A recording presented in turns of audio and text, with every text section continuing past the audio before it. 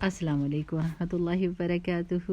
میری پیاری شہزادی بہنوں، کیسے ہیں آپ؟ اللہ سبحانہ و تعالیٰ آپ کو خوش رکھے، آباد رکھے، اللہ تعالیٰ آپ کے چہرے کو مسکراتا رکھے، دنیا اور آخرت میں آپ کو سرخروئی دے، عزت دے، سکون اور اطمینان دے، نیکیوں کے مواقع دے اللہ سبحانہ و تعالیٰ، بہت بہت سارے ایسی دلوں کو اینک لگ جائے کہ جس کی وجہ سے نیکیاں ہمیں نظر آنے لگ جائیں اپنے آس پاس۔ جیسے کبھی ہوتا ہے نا کہ اینک لگتی ہے تو ہر چیز کلیئر نظر آنے لگ جاتی ہے، تو اللہ سبحانہ تعالیٰ کرے کہ ہمیں یہ بات کلیئرلی سمجھ آ جائے کہ اس دنیا کی کیا حیثیت ہے اور آخرت کی کیا حیثیت ہے، کیونکہ آخرت یہ دو کنارے ہیں اپوزٹ، جو دنیا کے لیے بہت زیادہ انکلینیشن رکھتا ہے اور اس کی طرف بہت مائل ہوتا ہے، اس کی آخرت میں اس کا گھاٹا پڑ جاتا ہے، اور جو آخرت کی طرف بڑھتا ہے اور آخرت کے لیے کوشش کرتا ہے، یقیناً بالیقیناً اس کی دنیا میں گھاٹا پڑ جاتا ہے۔ کہیں نہ کہیں تو اس کو سیکریفائز کرنا پڑے گا نا، کمپرومائز کرنا پڑے گا، یا تو آخرت کو کمپرومائز کرنا پڑے گا اور یا پھر دنیا کو کمپرومائز کرنا پڑے گا۔ اور میری پیاری شہزادیوں، دنیا کو کمپرومائز کر دینا چاہیے آخرت کے لیے، کیونکہ ہم دنیا کی حقیقت دیکھ رہے ہیں، آس پاس سے جوان لوگ، اچانک موتیں، یعنی کس طریقے سے اللہ تعالیٰ ہمیں یہ پیغام دے رہا ہے، زلزلہ آیا ہے اور پورے کے پورے خاندان تباہ برباد ہو گئے ہیں، امیر لوگ کچھ سیکنڈز میں غریب ہو گئے ہیں، اور ٹینٹوں میں آگے اتنے بڑے بڑے گھروں کے مالک۔ کیا چیز اللہ تعالیٰ ہم کو دکھا رہا ہے؟ کیا سمجھانے کی کوشش کر رہا ہے؟ کیوں نہیں ہمارے دل سمجھتے؟ اس دنیا کی حقیقت یہی ہے کہ یہ بے وفا ہے، یہ ہمیں چھوڑتے وقت اس کے دل میں کوئی یہ نہیں ہوتا کہ یہ مجھ سے بڑا پیار کرتی تھی تو میں بھی اس کے ساتھ وفا نبھاؤں، نہیں، دنیا ہاتھوں سے چلی جاتی ہے۔ تو انشاءاللہ باذن اللہ یہ کوشش کرنی ہے کہ آخرت کے لیے ہماری جو سٹرگل ہے وہ بہت سالڈ ہو اور بڑے یقین کے ساتھ ہو کہ ہمیں اگلی دنیا میں جو ہمیشگی کی زندگی ہے وہاں پر اطمینان کے ساتھ رہنا ہے، وہاں پر ہم نے خوف اور ڈر کے ساتھ نہیں رہنا، ٹھیک ہے نا؟ چلے آج کی دعا ہم جو شروع کرتے ہیں نا وہ کیا ہے؟ رب اشرح لی صدری ویسر لی امری واحلل عقدۃ من لسانی یفقہوا قولی، اور اس کے بعد اللہم ارنا الحقیقۃ الاشیاء کما ہی، اللہ ہمیں حقیقت دکھا دے چیزوں کی جیسا کہ وہ اصل میں ہیں، ٹھیک ہے نا؟ پھر اگر ہم یہ دعا مانگیں گے تو ہمیں دنیا کی اصل حقیقت پتہ چل جائے گی اور ہمارا دل راضی ہو جائے گا کہ ہم آخرت کے لیے کام کرتے وقت دنیا کو اپنے راستے میں سے ہٹانے میں کوئی تکلیف محسوس نہ کریں، ٹھیک ہے؟ اچھا، آج کا جو ہماری چیز ہے، جیسے میں نے آپ کو کہا ہوا ہے، وضو میں رہنا ہے، نماز اول وقت میں پڑھنی ہے، غصے کو قابو میں کرنے کی کوشش کرنی ہے، اپنی زبان کو کنٹرول کرنا ہے، کیونکہ جہنم میں زیادہ تر زبان کی کمائی کی وجہ سے لوگ جائیں گے۔ ہے کتنی چھوٹی سی چیز لیکن کتنا بڑا انسان کو نقصان پہنچا سکتی ہے۔ تو میری پیاری بہنوں، یہ کوئی مشکل چیزیں نہیں ہیں، یہ پاسبل چیزیں ہیں جو آپ کو بتائی جا رہی ہیں، انشاءاللہ باذن اللہ ہم یہ کر سکتے ہیں اور کرنے میں مزہ بھی بڑا ہے۔ پہلے میں یہ سوچتی تھی کہ میں یہ کام کر لوں، وہ کام کر لوں، پھر میں اطمینان سے نماز پڑھوں گی، کیونکہ مجھے بے چینی ہوتی ہے کہ اگر کچن گندا ہے یا گھر گندا ہے، لیکن اب میں نے سوچا نہیں، ایک کونا اپنا صاف رکھنا چاہیے جہاں پر جا کے فوراً جیسے اللہ تعالیٰ کی طرف سے آواز آئے حی علی الصلاح، حی علی الفلاح، تو اللہ تعالیٰ نے مجھے بلایا تو یقیناً فلاح اسی میں ہے، اس وقت کے لیے میں اس کی طرف دوڑوں گی۔ اور الحمدللہ یقین کریں، آپ کو کہنے کی وجہ سے اور زیادہ ایک رسپانسبلٹی ہوتی ہے نا کہ بندہ کسی دوسرے کو کہے اور خود نہ کرے تو وہ تو بہت بری بات ہوگی اور اس کا پھر پکڑ بھی بہت بڑی ہے۔ تو الحمدللہ جب سے یہ شروع کیا نا، اتنا خوشی ہوتی ہے، اتنی خوشی ہوتی ہے کہ کوئی کام نہیں اور کرنا، بس ایک کام بھی اور نہیں کرنا، بھاگنا ہے نماز کی طرف۔ تو الحمدللہ اتنا کچھ اگر ہم سیکھ گئے ہیں اور رمضان کے لیے ہماری تیاری ہو گئی ہے، تو اب کیا کرنا ہے؟ اب ہم نے اپنے گناہوں کی طرف نظر کرنی ہے۔ وہ گناہ جو ہم نارمل سمجھ کے کرتے ہیں، ان کو، یہ نارمل زندگی کی باتیں ہیں، سب لوگ یہ کام کر رہے ہیں، ہم نے کر لیا تو کیا ہوا، ان چیزوں پر نظر کرنی ہے اور پھر اپنے آپ کو جسٹیفائی نہیں کرنا۔ بس یہ آپ نے پکڑ لینی ہے بات، اپنے گناہوں کو جسٹیفائی نہیں کرنا، اپنے لیے پروسیکیوٹر بن جائیں اور دوسروں کے لیے ڈیفنس لائر بن جائیں، ٹھیک ہے نا؟ کوئی دوسرا غلطی کرے تو اس کو بینیفٹ آف ڈاؤٹ دیں کہ اس نے شاید ہو سکتا ہے اس وجہ سے کر دیا ہو، اس وجہ سے کر دیا ہو، اور اس کو معاف کرنے کی کوشش کریں۔ لیکن جب خود غلطی کریں تو پروسیکیوٹر بن جائیں، پوچھیں، جرا کریں، کیوں کیا، کس لیے کیا، کس مجبوری کی وجہ سے کیا، کیا قبر میں یہ لوگ جن کی وجہ سے یہ گناہ کیا یہ آ کے مجھے بچائیں گے؟ کیا قیامت کے دن یہ میرے سامنے کھڑے ہو جائیں گے اور مجھے اپنی نیکیاں پکڑا دیں گے اور کہیں گے کہ اللہ تعالیٰ یہ ہماری ساری نیکیاں لے لیں، اس کو جنت میں جانے دیں؟ نہیں، وہ دن تو غبن کا دن ہوگا. وہاں ہر بندہ، چاہے وہ آپ کے والد ہیں، والدہ ہیں، آپ کے بچے ہیں، جن سے آپ نے بہت بہت محبت کی ہے، وہ دوست ہیں، وہ سب کے سب آپ کے حصے سے نیکیاں آپ کی چھیننے کی کوشش کریں گے اور اپنا حق مانگیں گے، اور آپ ان سے بھاگیں گے، وہ آپ سے بھاگیں گے صرف اس سوچ کے ساتھ کہ کہیں ہماری نیکیاں یہ نہ اڑا کے لے جائے. تو یہ چیزیں ضرور پوچھنی ہیں. میری پیاری بہنوں، ہم کبیرہ گناہ میں مبتلا ہوتے ہیں نعوذ باللہ، لیکن ہم یہ کہہ کے اپنی جان اپنے سے چھڑاتے ہیں، اپنے دل میں اپنے آپ کو تسلیاں دیتے ہیں اور تھپکیاں دیتے ہیں کہ سب کر رہے ہیں تو ہم نے کر لیا تو کیا ہو گیا. ٹھیک ہے نا؟ اب سود کے کاروبار میں مبتلا ہوتے ہیں. آپ خود سے سچی سچی بتائیں کہ کتنے سارے مسلمان مورگیجز والے گھروں میں رہ رہے ہیں. آپ سچ بتائیے، اور ان کے گھروں کا کیا حال ہے.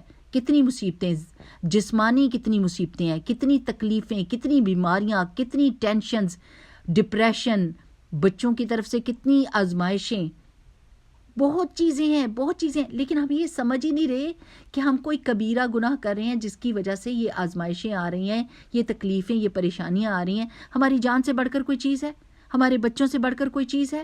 یہ دیواریں کانکریٹ کی، یا یہاں پر تو ڈبے ہیں، گڑیوں کے ڈبے لکڑی سے بنا کر اوپر اینٹیں تھوپ دیں اور اس کے لیے ہماری ساری زندگی خرید لی، اور ہم آرام سے چلے گئے صرف یہ کہنے کے لیے کہ گھر ہمارا ہے. ہمارا تو 30 سال تک ہو نہیں سکتا. ذرا سی 1-2 پیمنٹس آپ مس کر کے دیکھیں مارگیج کی، اور پھر دیکھیں، اور سود کا ریشو دیکھیں کہاں جا رہا ہے. اتنی مصیبتیں سہتے ہیں، اتنی تکلیفیں سہتے ہیں، اس کے باوجود سمجھ نہیں آتی کہ یہ تکلیف دہ چیز ہے، یہ ڈینجرس چیز ہے، ہمارے ایمان کو تکلیف پہنچا رہی ہے، ہماری دنیا اور آخرت دونوں کے لیے نقصان دہ ہے. نہیں سمجھ آتی.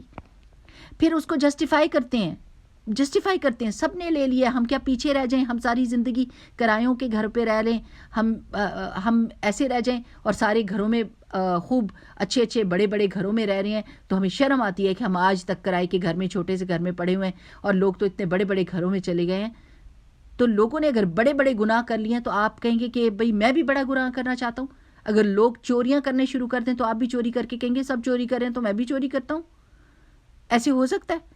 کوئی گڑھے میں گر رہا ہو اور اپنے آپ کی ہڈیاں توڑوا رہا ہو اور اپنی جان کو خطرے میں ڈال رہا ہو، آپ کہیں نہیں نہیں میں بھی جاتا ہوں، سب کر رہے ہیں، سب گڑھے میں چھلانگ لگا رہے ہیں تو میں بھی لگا دوں. ہو سکتا ہے؟ یہ نہیں ہو سکتا نا میری پیاری بہنوں، نہیں ہو سکتا، نہیں ہو سکتا.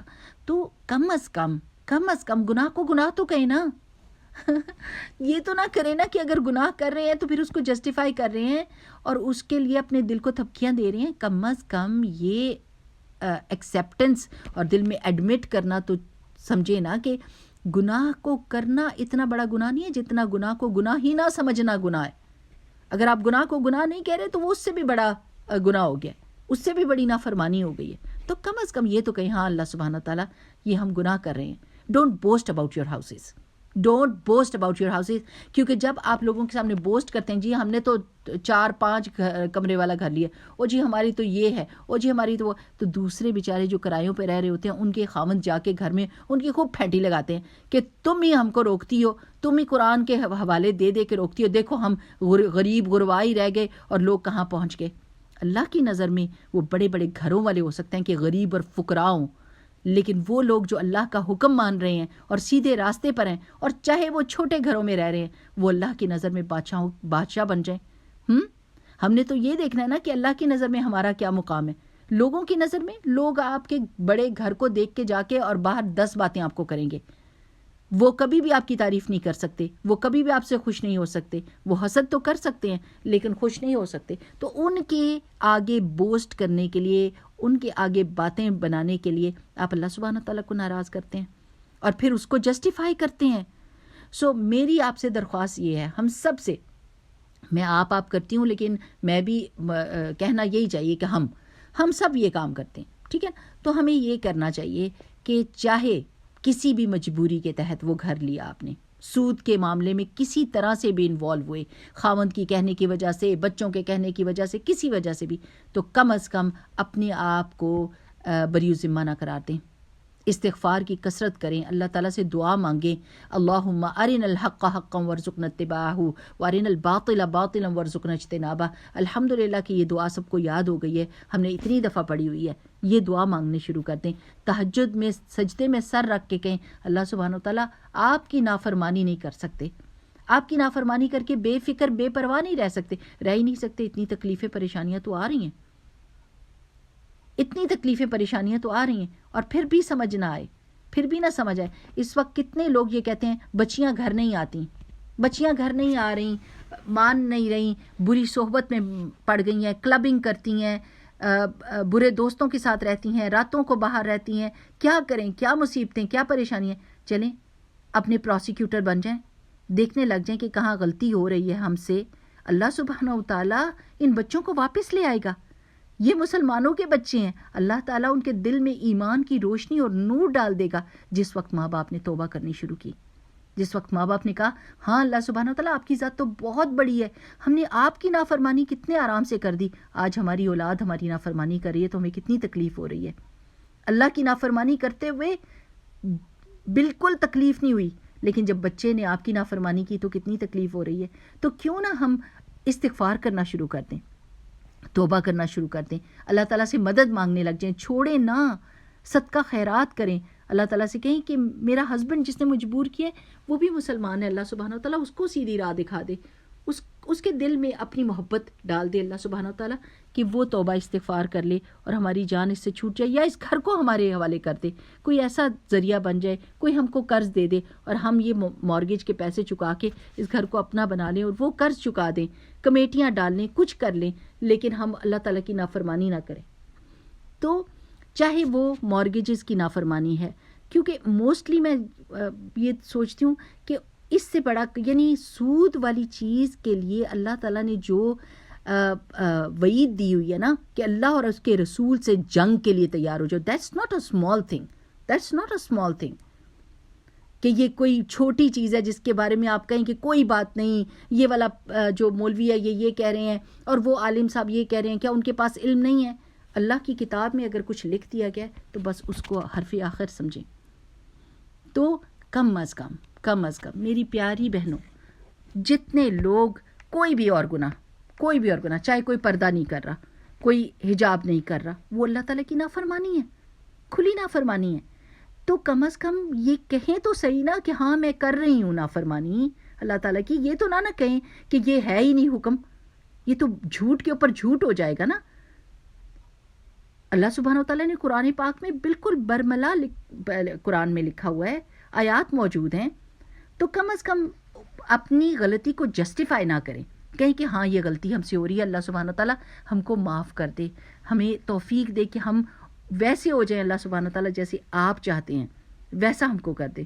ہر طرح کے گناہ سے ہم کو پاک کر. کوئی چیزیں گندی چیزیں دیکھنے کی عادت ہے, کوئی گندی صحبت ہے, کوئی گندی چیزیں کھانے کی عادت ہے, پینے کی عادت ہے, اللہ سب سے نجات دے. کچھ بھی کوئی بھی گناہ اپنے آپ کو کٹہرے میں کھڑے کر کے پوچھیں کیا میں کر رہی ہوں غلط, مجھے اللہ سبحانہ تعالیٰ اس سب چیزوں سے میری جان چھڑا دے. یقین کریں جیسی آپ دعا مانگتے ہیں, جیسی آپ دعا مانگیں گے اللہ سبحانہ تعالیٰ کی شان بہت بڑی ہے, معاف بھی بہت بڑے بڑے گناہ کر دیتا ہے. پہاڑوں جیسے گناہ اللہ کے پاس لے کر جائیں نا تو اللہ تعالیٰ کی رحمت اس سے بھی بڑی ہے. سمندر کی جھاگ کے برابر گناہ ہوں گے نا تو اللہ کی رحمت اس سے بھی بڑی ہے, معاف کر دیتا ہے اللہ تعالیٰ. اللہ سبحانہ تعالیٰ انسانوں کی طرح نہیں ہے کہ آپ کے پچھلے ساری چیزوں کو لا کے آپ کے سامنے رکھے گا اور آپ کو جو ہے نا شرمندہ کرے گا. اللہ سبحانہ تعالیٰ بہت جلدی معاف کرتے ہیں, بہت بڑی رحمت ہے ان کی, بہت بڑے اللہ سبحانہ تعالیٰ کی مغفرت ہے. تو اللہ سبحانہ تعالیٰ کے سامنے یہ فریاد رکھتے ہیں اللہ ہمیں بخش دے. اس رمضان میں اللہ سبحانہ تعالیٰ ہمیں ایسی دعائیں ہمارے دل سے نکلیں, ایسے ہم آنسو بہائیں, ایسی اللہ سبحانہ تعالیٰ ہمارا دل ٹوٹ کے آپ کے آگے پڑ جائیں کہ آپ ہمارے دلوں کو نیا کر دیں بالکل. تو اس کے لیے دعا پتہ کیا مانگتے ہیں, اللہم اغفر لی ذنبی کلہ, اے اللہ میرے گناہوں کو بخش دے سب کے سب کو, دقہ و جلہ, چاہے وہ چھوٹے ہیں اور چاہے وہ بڑے ہیں, و اولہ و آخرہ, اور پہلے آخری والے, وعلانیتہ وسرہ، اور وہ جو میں نے اعلانیہ طور پر کیے، برملا کیے، اور وہ جو میں نے چھپا کر کیے. بہت پیاری دعا ہے، بہت پیاری دعا ہے. سجدے میں مانگیں. اللہم اغفر لی، یہ تو سب کو آتا ہے نا. اللہم اغفر لی ذنبی کلہ، اللہم اغفر لی ذنبی کلہ دقہ وجلہ، دقہ وجلہ، دقہ وجلہ، وأولہ وآخرہ، وأولہ وآخرہ، وأولہ وآخرہ، وعلانیتہ وسرہ، وعلانیتہ وسرہ، وعلانیتہ وسرہ.